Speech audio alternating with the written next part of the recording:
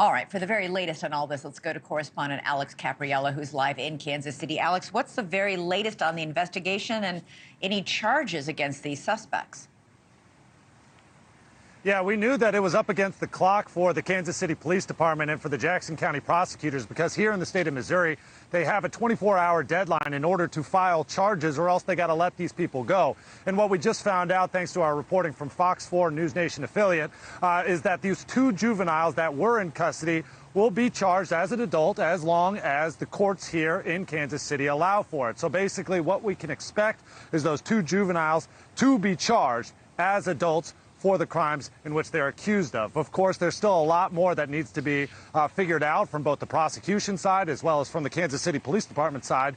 But Elizabeth, you brought up a good point. This does not seem to be an act of terrorism, an act of extremism. This seems to be at least two parties that knew each other, had a conflict, and that erupted in gunfire. All right, we know, Alex, that 22 people were injured and that a lot of those injured were kids. What's the status of all of them and their recovery?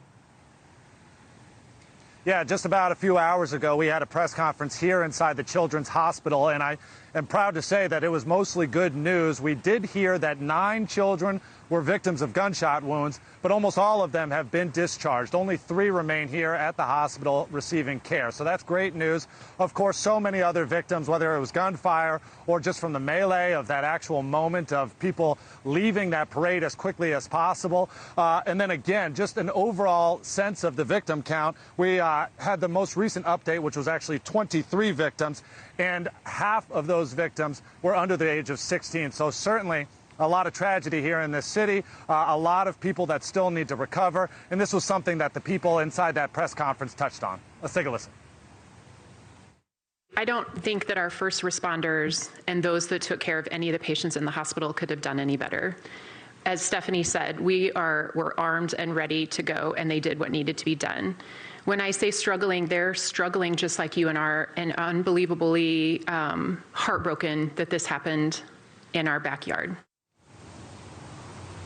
And a big reason why they called us to this hospital was because they know that there are so many people out there suffering that may not be a gunshot wound victim, but still are just dealing with emotional stress and trauma. And so they talked a lot about dealing with your mental health as you overcome a tragedy like this, as a city, as a nation, as we all hear these headlines. And really their advice was just to be present with yourself and your own feelings, but also with your children. Put down the phone, talk about it, and be a family as one. Yeah, we know that the shooting broke out just moments after the Kansas City Chiefs were on stage addressing the rally, celebrating their huge Super Bowl win.